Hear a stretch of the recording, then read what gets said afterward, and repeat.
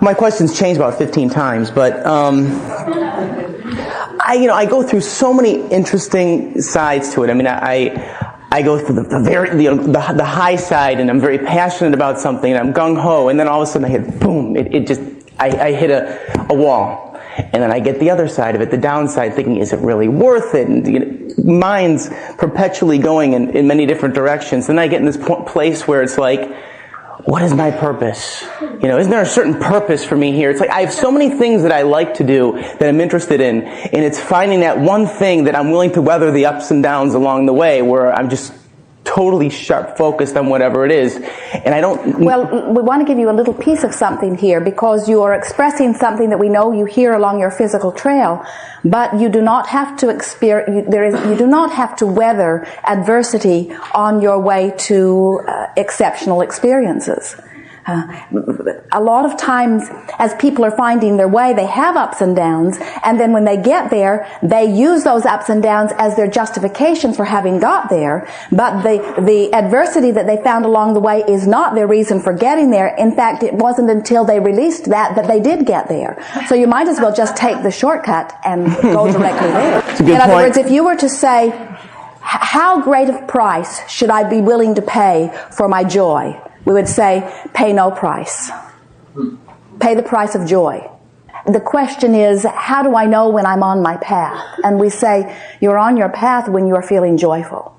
And so some would say, oh, well, I know what my path is. I have a path of service, and I'm working very hard, and I'm staying up all night, and I'm not having a good time, and it will pay off later, and I'm on my path. And we say, not even close to on your path. If it isn't joyful, then you are not allowing the full extension of who you are. We'll watch Jerry and Esther, because they have found something that is very meaningful to them. And some would say, well, it's easy for them to know what their path is. And sometimes we'll see them, they're driving around in a big monster bus and towing a car, and they're going from city to city, and their lives are very full. They're in one campground, and then in a hotel, and then another campground, and then a hotel. And they're going to the dry cleaners and the grocery store and all kinds of mundane things. And the other day we said to Esther, because she was feeling guilty, they went to the grocery store, and it took them longer than usual, and they were working on getting a weekly tape ready, and there were things that felt more on their path that they should be doing, and here they are dilly-dallying in the grocery store. And we said to Esther, the grocery store is on your path. A walk in the park is on your path. Rendezvousing with a lovely waiter in the restaurant is on your path. Private conversation inside your own mind is on your path. In other words, your path is everywhere, and you can tell that you are on your path when you are in a joyful moment. And so when you say, well, I feel frustration because I might not choose the very best path, and we say, you can tell by the way you feel. Your path is more about the thoughts that you are thinking than it is about anything that you are doing or even anything that you are saying. Your path is more indicated by your mood or attitude. It is a feeling of fulfillment or a feeling of joy. And so if you're having trouble knowing, just say, if I'm happy, I'm on my path. If I'm joyful, I'm on my path. If I'm contemplating something that is interesting, I'm on my path. In other words, if it feels good, then I'm utilizing my time in the best possible way right now. You cannot direct yourself any more clearly or succinctly or purely than by reaching for moments in time that feel good to you. Bring us back around to some of the specifics that were moving through your mind when you raised your hand. Specifics. Okay. I'm pursuing an acting career. And there's certain expectations. See, that's probably the problem, is there's certain expectations behind it. And I've had minor success, but I get to a point where it's like, I don't know I don't know at this point if it's something that I'm so passionate about. And it has nothing to do with being famous and all that. It's basically really enjoying the craft, the work. Is that really what I want to do? And it's like all this time I've invested, and it's frustrating, like, is this really what I want to do? I don't know sometimes. And it's at that point of not knowing that I'm stuck. Do you remember when you first realized that you might want to do this? Yeah. And what did that feel like? Did it feel like a powerful desire, or like a moderate desire, or did someone drag you kicking and screaming to the process? No, I felt good about it. I did. As I do other things too, other ideas. See, it's like, I think that to really achieve, I think it's really important to focus on narrow your choices. If you have so many choices, well, then you're spreading yourself too thin. I tend to do that sometimes. Well, now you're making a very good point here, because when you are thinking in terms of creation, the more general your intention is, the energy does not feel as if it is moving as rapidly. In other words, if you have general intentions, you're summoning, but you don't have the sensation of speed. The more specific you become, it's just like funneling through the fire hose. The more specifically it is focused, the stronger the spray, the more specific the spray. And so you're right about that. When you get clearer about what you're wanting, which sometimes requires having some experiences that help you to fine-tune, knowing some of what you don't want, which helps you know more clearly what you do want. So the more specific you get, the faster that the energy flows. But here's what we're feeling with you. We feel it with many. Let's see if we can define it just a little bit so you can get a handle on this. If you were to say to us, is there only one thing for me to do? One career or one direction, not only for my success or not only for my career, but for my fulfilling my reason for being here? We would say, certainly not. There are many, many avenues. If you were to say, is it logical that one avenue would bring me more pleasure than another? We would say, not really. These are choices that you're making along your physical trail. In other words, you weren't born saying, I must do this, and if I don't do this, then my life will not be joyful. As you came forth into this physical experience, your intent was to gather data and come to your own conclusions, and once you'd come to some conclusions, then your work is to allow those conclusions. The thing that trips most people up is that during the process of gleaning the data and coming to the more specific conclusion, they are not along the way lining their energy up with that as they go. And so then it becomes complicated where you're trying to figure out whether you are on your path or not. If you really know that you can have anything that you want, we think that you could really let loose with one whopping of an idea about what you really want. And we think that you are like so many people. You're holding back because you're not sure you can pull it off. And what we're saying to you is, we are certain you can pull it off. And when you go for what you really want, and just hold the thought about that, line up with that thought, line up with that thought, line up with that thought, the entire industry will line up behind you, as well as the rest of the universe.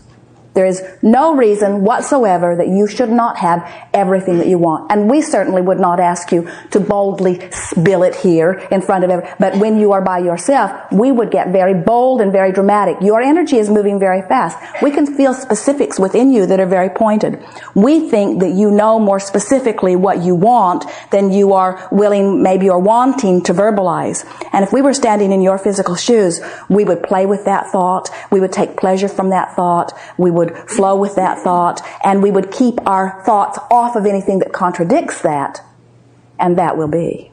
Esther awakened the other morning. She's been working on listening and working with some children's songs and working on the recent Sarah book, and she was thinking about fairy tales and things that reach children as she was going to sleep. And when she awakened, the thoughts that were in her mind running through like a song were, mirror, mirror on the wall, who's the happiest of them all? Who's the happiest of them all? There are all kinds of standards.